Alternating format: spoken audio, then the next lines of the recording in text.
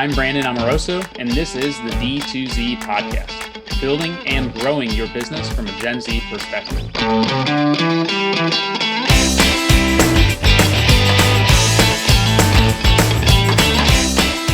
Hey everyone, thanks for tuning in to D2Z, a podcast about using the Gen Z mindset to grow your business. I'm Gen Z entrepreneur Brandon Amoroso, founder and president of Retention as a Service agency, Electric. And today I'm joined by Drew Owen, who is a senior global business development manager at Shopify and has been there for over 5 years now, if I'm correct. But thank you so much for coming on, Drew.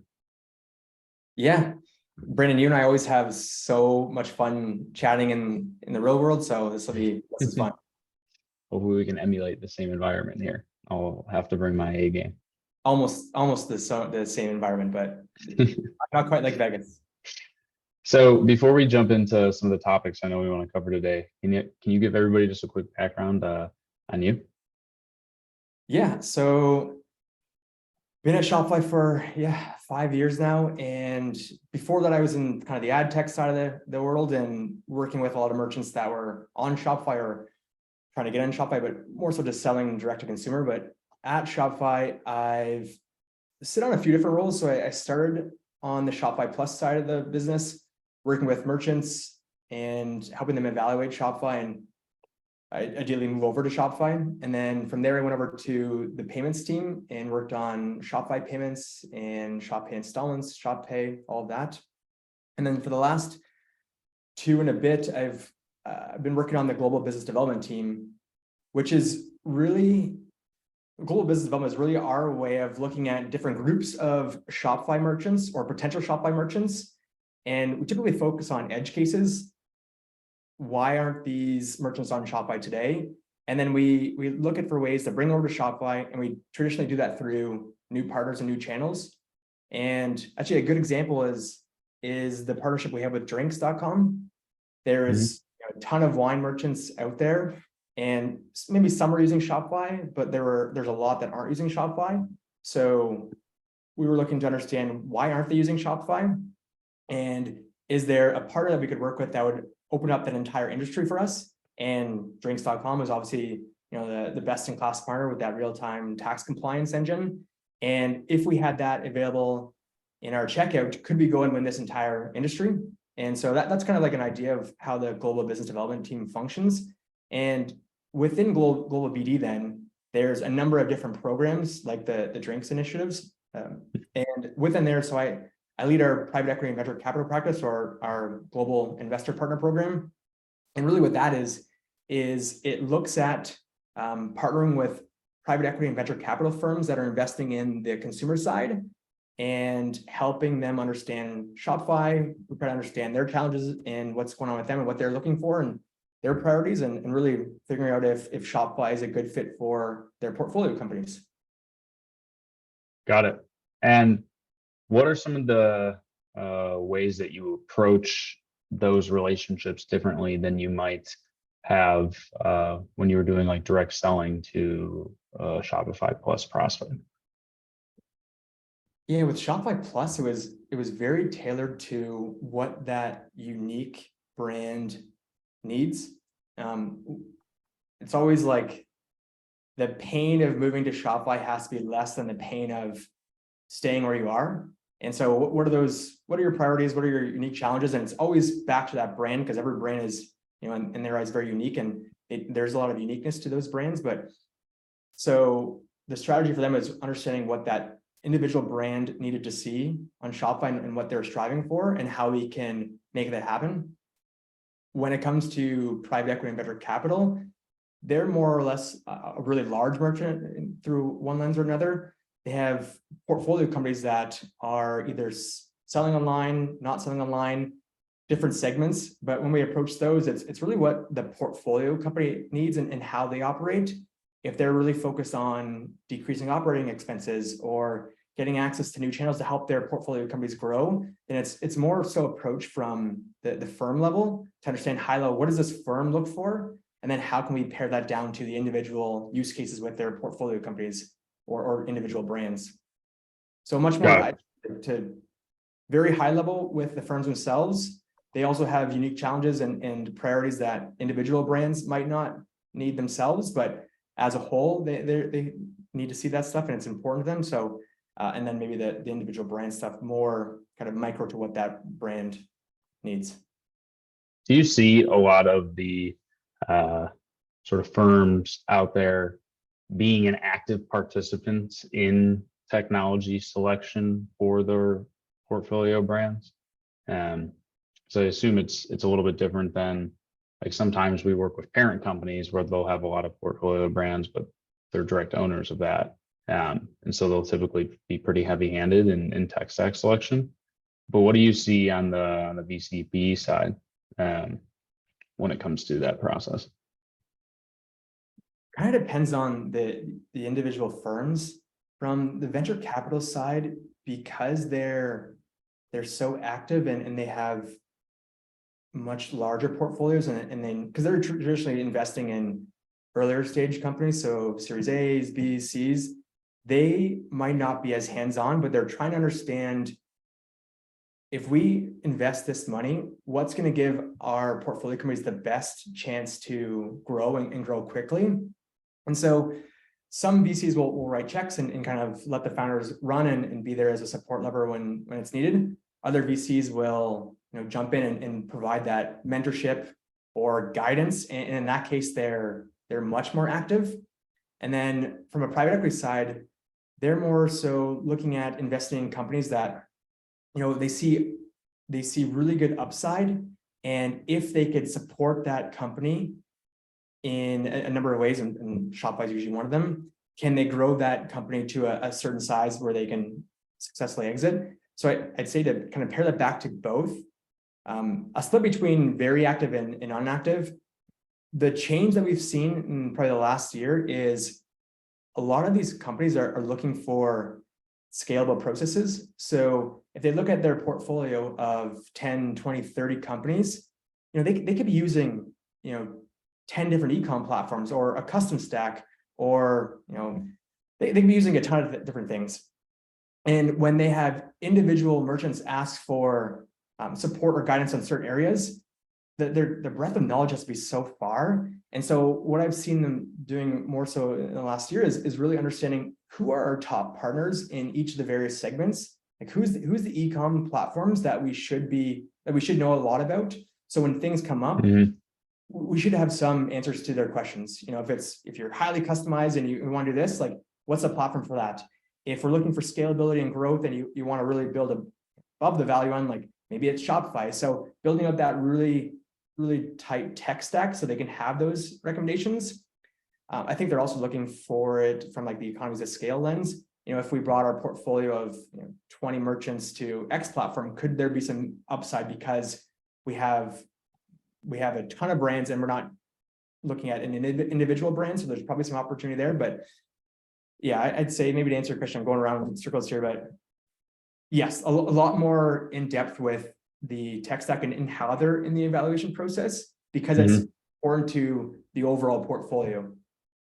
Got it. It sounds sort of like they have taken a more active approach to understanding what their current brands are leveraging. And then from there, you'd say like, oh, we got 25 companies. Well, 15 of them are already on Shopify. So obviously we should be talking to Shopify and have like direct relationship with them. So there's some sort of a aspect of discovery in that lens as well, which is kind of similar to how we'll find new tech partners sometimes. Is like we'll have like one or two clients start to use this new tool and we're like, oh, wow, this is actually really neat and interesting. Let's go engage with this tech partner and start to work with them more closely. Yeah. And so if there's a portfolio of, let's say, 10 brands, and if 6 are on Shopify, why is that? Why are 6 on Shopify and the 4 other, maybe there's 4 other platforms? There's probably a reason why those brands, or a reason why those brands are using Shopify that they've made bets in. So let's understand Shopify more and see what the opportunity is there. And then within Shopify, because there's so many different directions you can go. You can go headless, you can go Shopify CMS, you can use a number of different tools on Shopify. So it's trying to understand what are the successful brands doing and how do we leverage that for the entire portfolio. So a lot of times we'll have firms say, hey, X brand is looking at headless.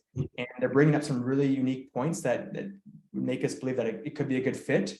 But if it's a good fit for brand A, why would it not be a good fit for the rest of the portfolio? And there's a lot of uniqueness there, because I mean, headless might not be a great example because it's a good fit for some, but probably not a good fit for most.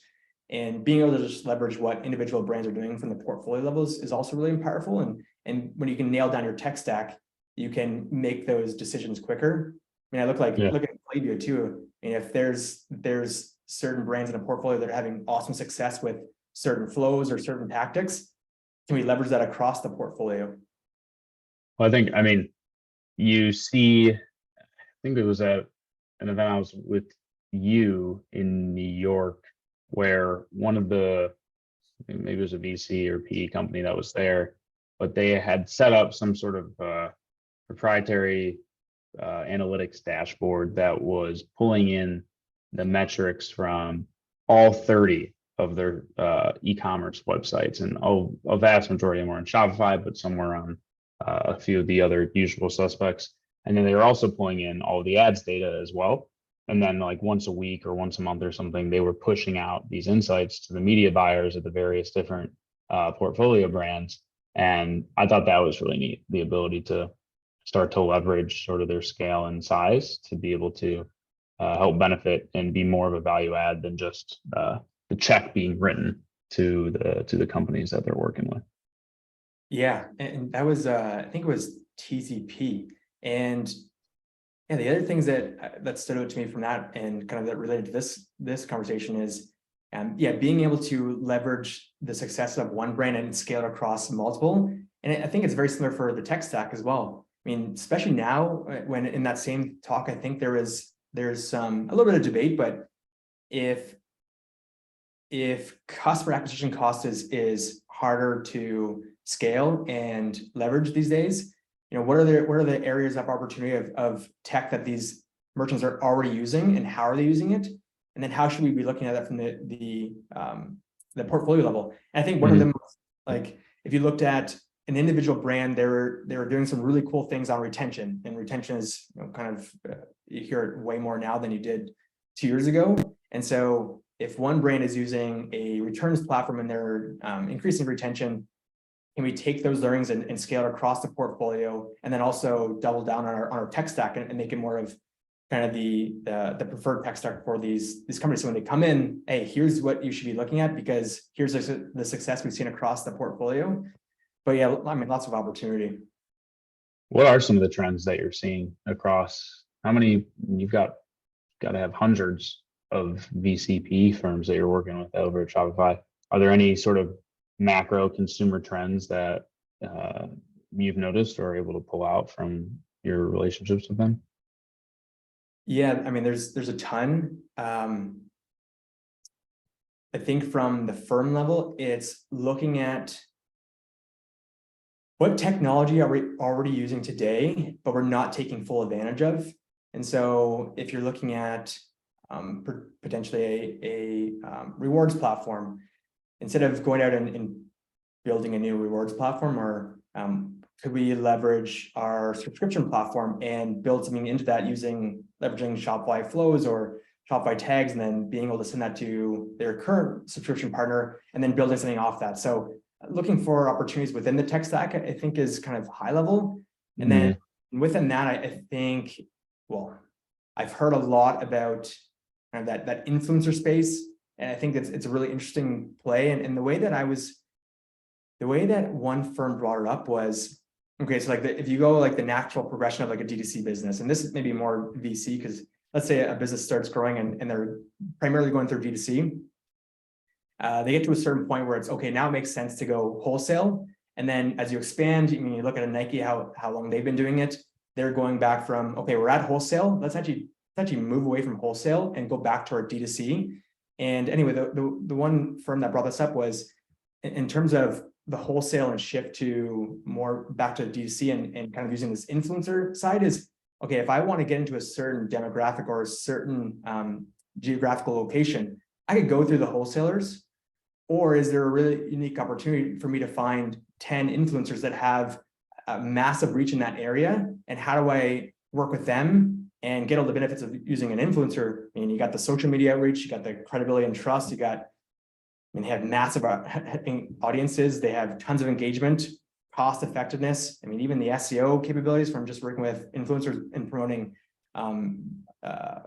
native content. I think that's where I'm seeing a lot of information go to, or a lot of information go to, a lot of trends pop up with influencers. And I, even from the Shopify side, we've doubled down on it with some products that can really facilitate those introductions and those working relationships. But those are kind of two, like maybe from the firm level and from the individual brand level. That's I'm hearing a lot about that lately. Yeah, I mean, I think the creator economy, I'd say 5 or 10 years ago, was all about which brands are going to pay us to promote their product. To now it's, well, I already have this audience. Why don't I just go do it myself, or start and launch a product and spin up my own Shopify store and start selling something. So like that audience is so much more important than it ever has been.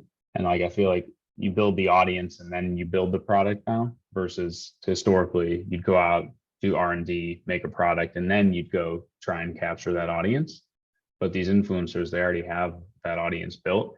And then if they can create a product that is relevant to what their whole gist is, like if you, I mean, some of them are very obvious, where you have like a TikTok influencer who does makeup tutorial videos.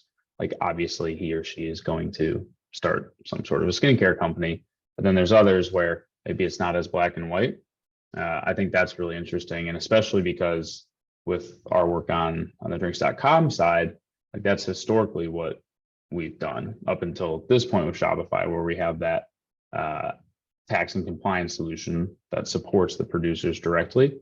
But everybody, from the run-of-the-mill influencer to your biggest celebrities, everybody wants their own alcohol brand, as you've seen with quite literally every celebrity coming up with some sort of a hard liquor, whether it's tequila or vodka.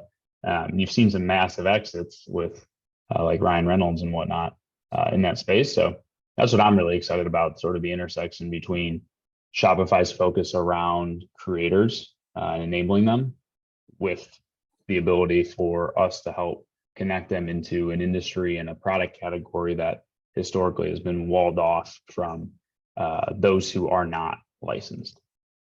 Yeah, I mean, if I started a business 10 years ago, and I would have gone product first. And if I'm starting a business today, and I've started a few Shopify brands myself, you don't know any of them because they're not successful in any way. But if I were to do it again today, I would go audience first. And like I love tennis. I played tennis my entire life.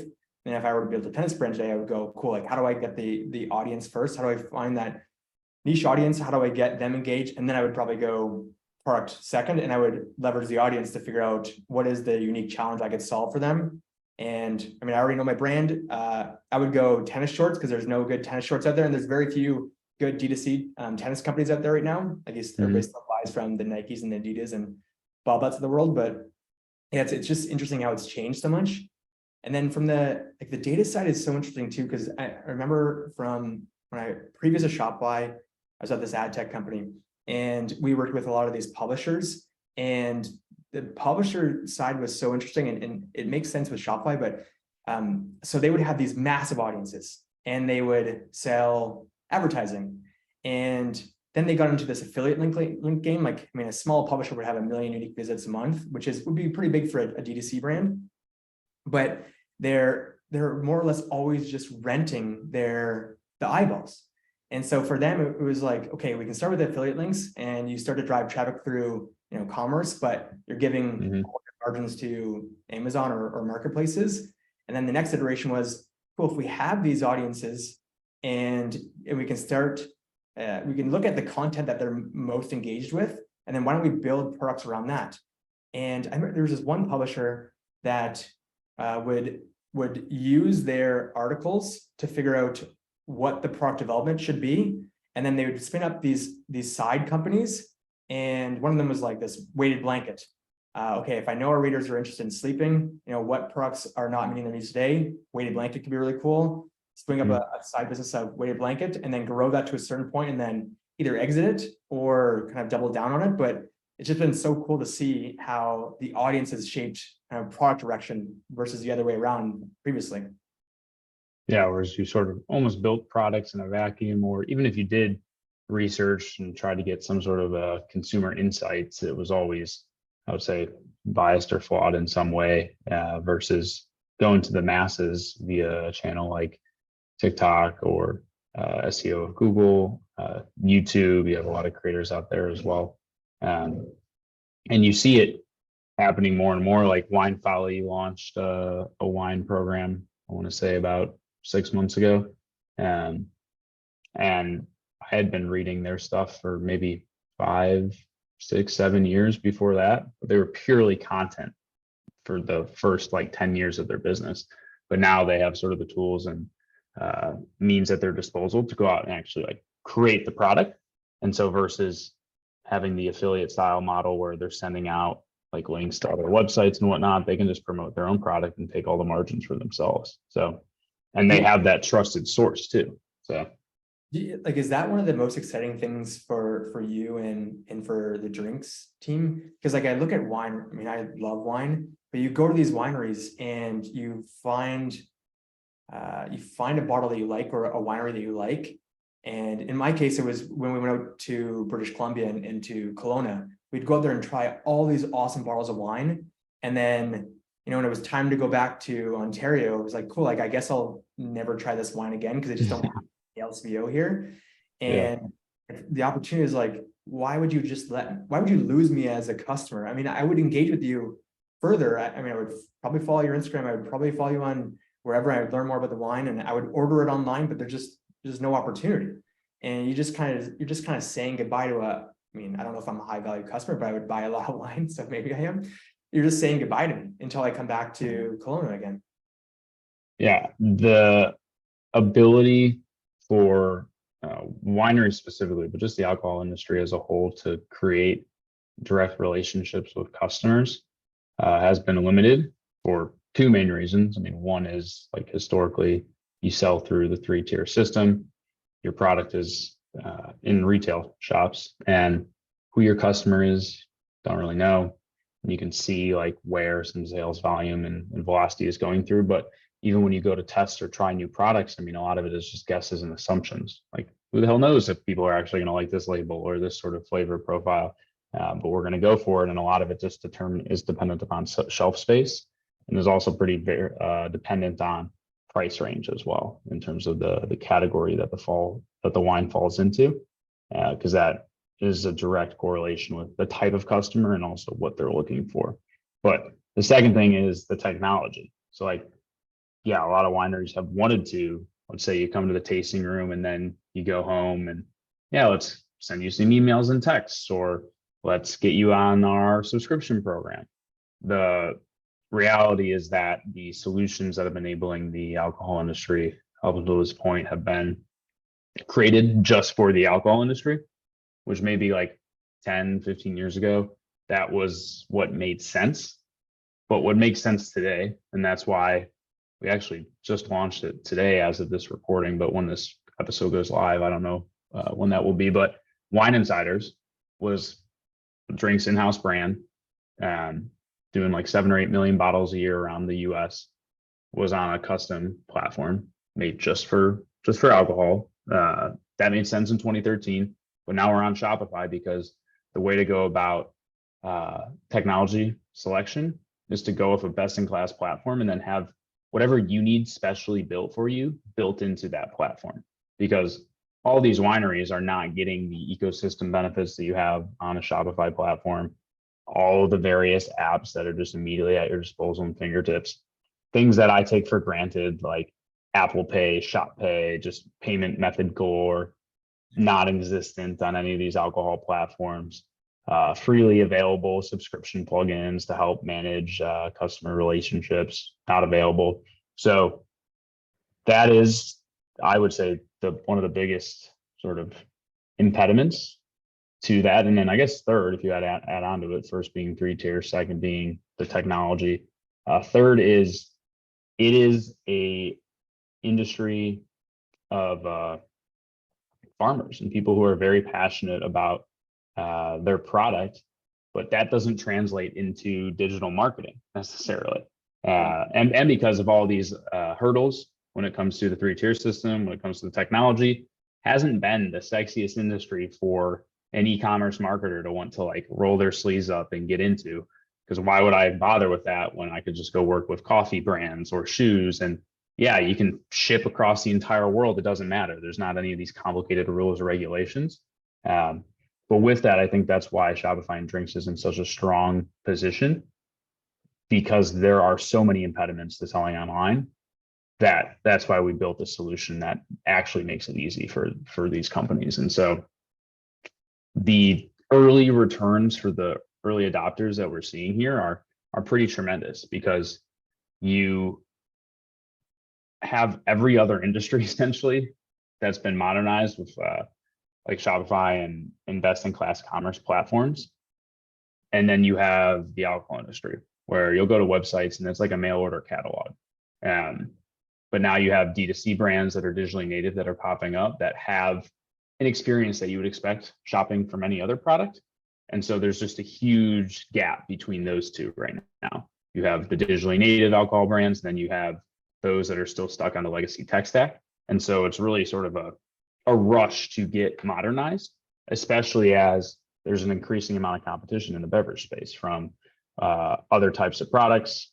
Younger customers aren't necessarily as interested in wine as you were 30 or 40 years ago, as you have a lot more alternatives. So it's a very interesting, I'd say, time and place to be. Yeah. So like on your fourth point, I think that part is so interesting because, okay, so if you have the technology down and if you're using Shopify, then I mean, we say this thing at Shopify, like if you have the technology nailed and your team shifts from kind of upkeep to being able to build above the value line and focus on revenue generating activities that otherwise might not have been the focus because there's so much upkeep involved. And then you can, so if you're building above the value line and focusing on getting in front of the right customers, growing the brand. I think, well, I heard this, I don't know the exact stats, so I won't make something up, but the way that wine was traditionally bought in alcohol stores was based on the label. And there wasn't that solid brand relationship. And okay, so if you're on Shopify now and you're this wine merchant, now you can actually really double down on your audiences and connect with them deeper, whether through social or influence or wherever, but you have that opportunity now, which otherwise might not have been available. Because I think there's some really cool, I mean, there are a lot of them are venture backed, but there's some really cool kind of alcohol beverage brands. Like if you look at, I think it was the Barstool Sports, like High Noon, like they do a ton of marketing. They're online everywhere. And you're just building that brand. And then every time you go to I mean, we call it the LCBO, but the beer store, you're basically looking at, like, I already know this brand. I already love them. You know, I see them all over Instagram. Like it's an easy purchase for me because I just have all that brand awareness already. And so like I would imagine with wine, it'd be the same thing because there's a lot of that to be done still. And for the brands that are leveraging Shopify and Drinks, like kind of the sky. And especially at that price point where brand, the label, that is the primary driver behind purchase and brand affinity, because underneath that like $20 price point, as long as the product quality is above a certain threshold, it's all the other intangibles, especially when it comes to the first like selection process. Yeah. I've been in a lot of bottle shops where you look around and there's like hundreds of wines. How else are you supposed to make a decision? I mean, you might have somebody from the retail store like sort of guide your process, but they're probably being incentivized to push whatever they need to get out of the store. And so a lot of it comes down to what you're able to find online, but then also just your sort of feeling towards that brand and also the label that's affixed to the bottle. So for me, it's really. Sorry, go ahead. I was going to jump in, but go ahead. No, I was just going to say, it's exciting to have the ability to start educating the entire alcohol industry on all of those opportunities that you just mentioned, like being able to connect with your customers more closely, because you have examples in pretty much every other category where it's worked and worked well. And so how do we translate that into the alcohol industry?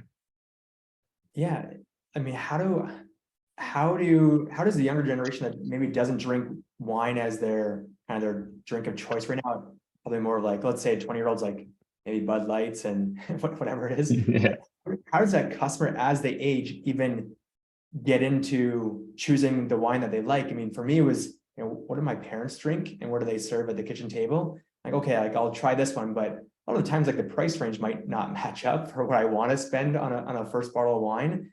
And having that brand presence and being able to guide people through educative content and like even the wine insider stuff, like for me to understand, what types of flavors or tastes I like, and then to be able to make a decision online or in store because I've done the research before. Like it's just a really cool time. I think the most interesting use case is the ability to test products into new markets without having to actually go through the process of committing inventory to it, trying to sell it through the retailers, basically begging the distributors and retailers for product placement on the shelf.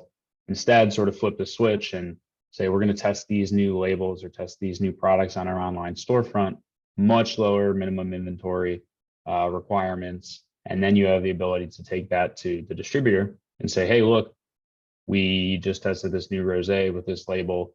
It sold like crazy to, I don't know, 25 to 34 in the upper Northeast. You need to be carrying this product. That's a lot more powerful than, hey, we just came up with this label. Like, do you want to carry it? Here's why, because of flavor profile, this and that. I mean, if you can be a data-backed alcohol beverage company, you are going to have a significant leg up on top of the rest of the competition. Yeah, it's pretty sweet. And I think, I mean, the same is for every industry. And I think that's one of the most beneficial things about Shopify is that there are all these apps and developers and this ecosystem. And I don't know what the dollar amount is off the top of my head, but it was like for every dollar Shopify makes, the ecosystem makes X amount more. That is why we're able to create and build all these sort of custom experiences for our customers and make it more relevant for them. And it's exciting to be in a place to be able to take that over to the alcohol industry. But one of the things I wanted to dive into here with you is on sort of the evolution of your time at Shopify, more from like an organizational standpoint, because I find it fascinating as companies scale and grow, some of the good that comes out of that, but also some of the bad. Like I know I've talked to some people at Klaviyo and they're like, yeah, there's been all this good that's come out of it, but that damn ticketing system that we have to use for everything now is a real pain in the ass. So I guess what are some of the things that you think worked really well? And then also, what's it like getting internal buy-in in an organization of that size? Like, because coming from my shoes, there's not this like necessarily arduous process or things that have to go through. I mean, usually it's like a very small team. I mean, we're talking startups under 100 people for the most part. And you sort of just decide and then you move. What's it like to have to actually go and generate internal buy-in from like an organization of your size? So I guess it's a double prong question.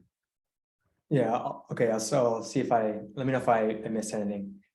When I first joined Shopify, it's very product line focused. And so there's a number of different product lines. Shopify Plus was a product line. And so Shopify Plus, we did a lot of things that were geared towards the largest merchants in Shopify, but there was own product lines building Shopify Plus functionality. And then there was teams building for core functionality, B2B functionality. It was very, very widespread.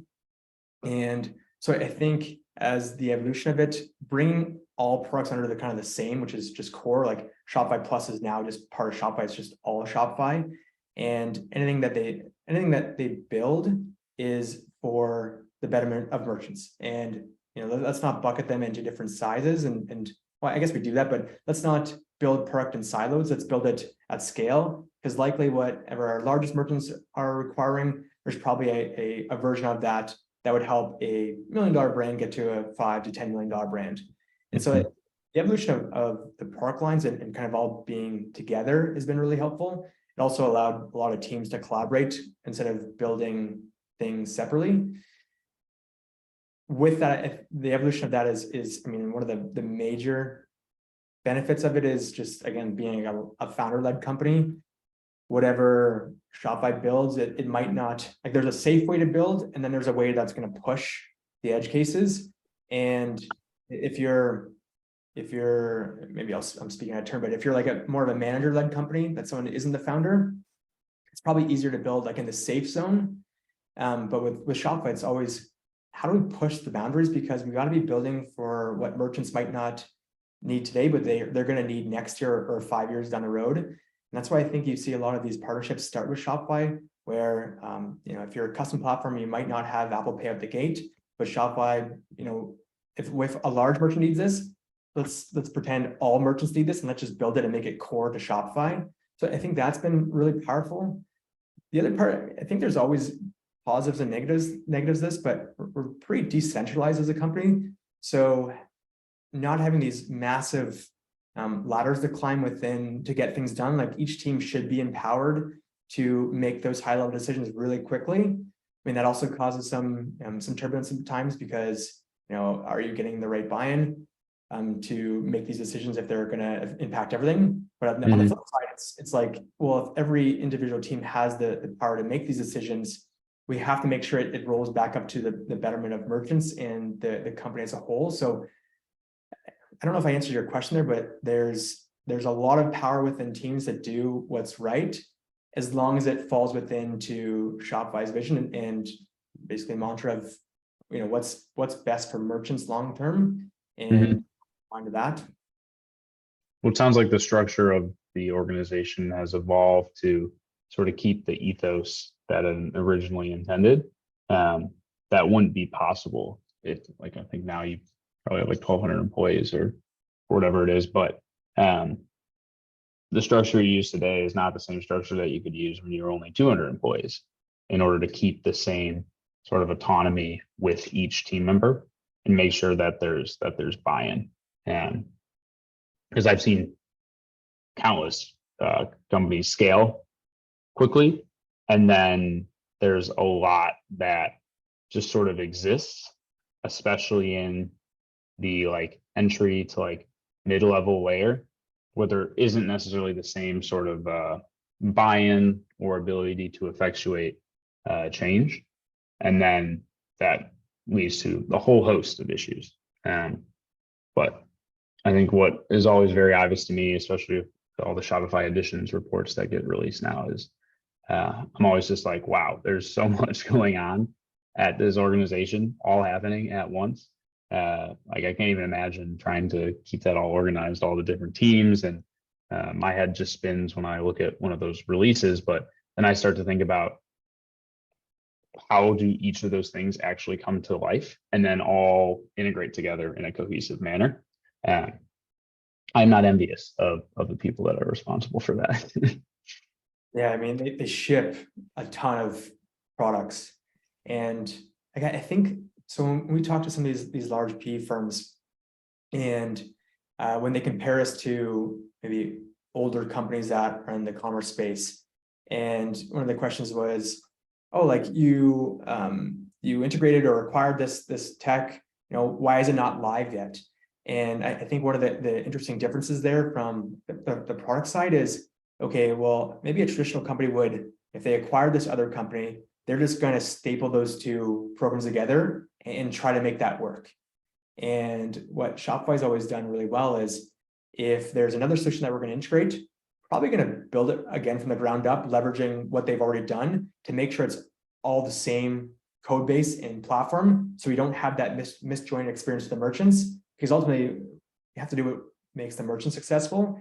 And if it's doing it the right way, it's going to take a little bit longer, but it'll ultimately have a better benefit down the road. Like, that's the right decision to make. But yeah, you got to have a ton of alignment when you're releasing 100 products every 6 months. I don't remember what editions was. It was like 150 products. Like, Yeah. it was insane. And like, even some of the stuff that they've done, I mean, again, I'm more on the I follow the technology really closely. I not behind the scenes, but like some of the stuff with Shopify functions is wild. Like that's like, I don't know if another SaaS company that is basically allowing like a third party code base to be integrated into Shopify, but doing it in a secure way to leverage your third party system without having to use two different, without having to call two different servers. Like pretty wild to see what they're doing, and to do it in such a quick manner is, I mean, even more wild. Yeah, and the cool thing for me is getting to go through that additions report and then thinking about all the ways that it can then be applied to not only the agency clients, but also the drinks app and the alcohol industry. And there's certain things that get released, like bundles support was one that was released in the last editions, which was like almost a no-brainer. Like, yeah, this is something I've known that I've wanted for a while, and I'm glad they're finally releasing it. But then there's other things where I'm like, wow, I never would have even thought of this. But now that it's been built, because maybe there was one merchant who needed it, or maybe just because the Shopify product R&D team is years out from us, I now get to see that. And I'm like, okay, how can I leverage this for our brands? And so it's cool that they're able to address both, like core platform use cases that are being asked by a lot, and then still be able to innovate and push the needle forward so that we can take that and then run with it with the brands that we're servicing. Yeah, I mean, so being able to build and ship products that may seem obvious, and then being able to ship stuff that you probably wouldn't even guess that Shopify would focus in that area. And then for, I mean, for the agency side and for drinks, I mean, also being able to keep track of whatever, or everything Shopify is doing, because if it's powerful for Shopify, then it's powerful for your clients. And then how do you then navigate it to, you know, create a best practices? What's the best way to leverage this technology? Like I imagine there's a ton of stuff that it keeps you on your toes too. Yes, there's no shortage of that at all. And one of the things that we're balancing is how do you build out your product roadmap? What percentage should be from direct like merchant feedback? What percentage should be us like focusing on long term, like trying to get into a position like Shopify is in right now? I think the reality for where we're at is because the product roadmap is so obvious when it comes to new beverage categories and things like that. It's really just blocking and tackling what's in front of us. There's really no need to, I would say, innovate quite yet, because what we're doing in and of itself is innovation. But we have very clearly defined, like, oh, we're going to add support for these new beverage categories. Here are things that need to then happen for the wine and spirits industry, because all the rules and regulations are laid out there. It's just actually building the tech to be able to support it. Yeah. So one last question I have for you before we jump, because I know there's a lot of partner ecosystem people listening to this podcast, and you've really been sort of stewarding and building out the PE and sort of VC partner program over at Shopify. What are some of the things that you've done to build and grow and lead that team, both from a like net new portfolio company acquisition standpoint, but also just increasing the size and awareness of your team? Yeah, there's so many firms out there, and we're just in such a unique position right now at Shopify where, you know, all these firms are looking for ways to decrease total cost of ownership, I mean, without sacrificing the innovative technologies that their brands need to grow. And so I mean, early days it was like talking to as many firms as possible and seeing where we're a really good fit. But for now, it's I mean, things change every quarter. We learn a ton. I would say it's really like, so the next iteration of the program is, okay, what's the hypothesis? Where should we go based on the feedback we're getting from firms and internally? What's the actual vision of where we're going with the program, and how are we going to get there? And then from that side, it's aligning the team on, okay, what are we aiming towards? What are our goals in this quarter or this year? Like how many P firms we want to bring into the program? How many brands we think could Shopify could benefit? And so really that clear aim of where we want to go. And then from there, it's okay, how do we assemble the right team that is going to help us get there? I mean, there's so many different skills and experiences across the team of Shopify. I mean, there's just so many freaking brilliant people at Shopify.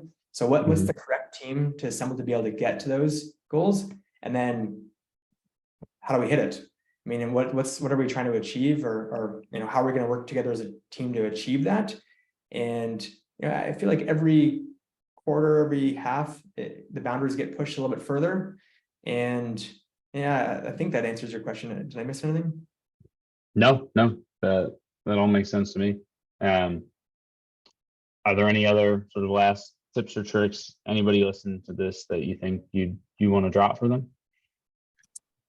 Use Shopify audiences. It's a really cool product. If you're a brand, if you're on the partner side, I mean, the ecosystem is incredible. Some of the things I'm seeing from the ecosystem is Shopify is, I mean, we've always been upmarket, but we're really diving into the enterprise space more.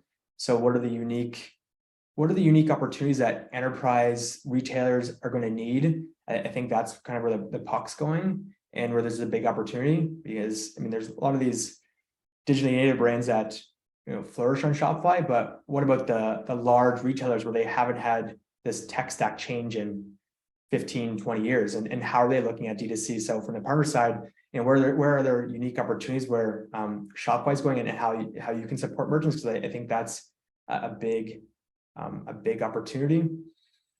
I mean, just the common with audiences is just the tool freaking works awesome. And I mean, that would be that.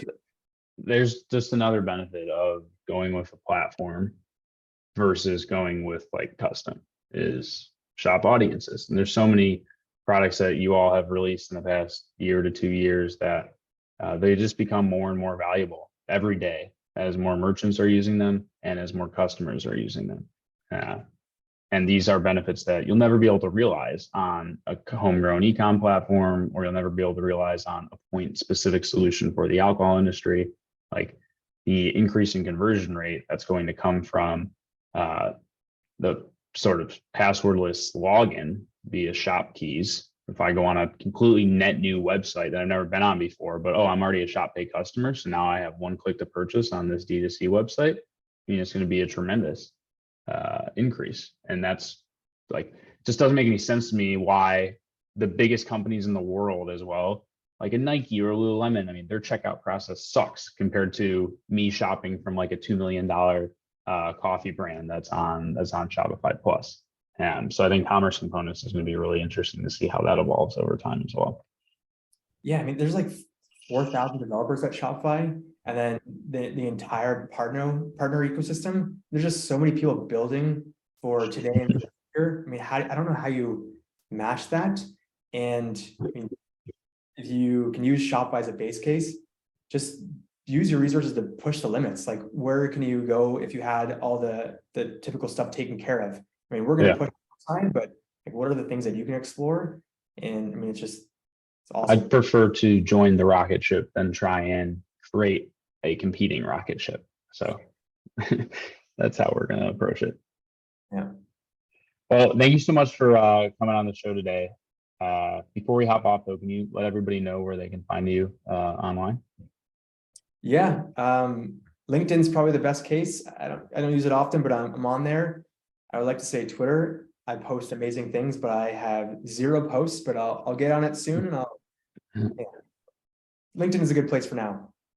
Or if you're ever in Waterloo, come by. That's right, Waterloo, world's second biggest Oktoberfest. Oktoberfest, yeah. October this year. I'm telling you, it's going to be the next annual like e-com retreat. Yep. We're going to make it happen. Well, again, thank you so much for joining us. As always, I'm Brandon Amoroso. You can find me at brandonamoroso.com or electricmarketing.com. Thank you, everybody, for listening, and we'll see you next time.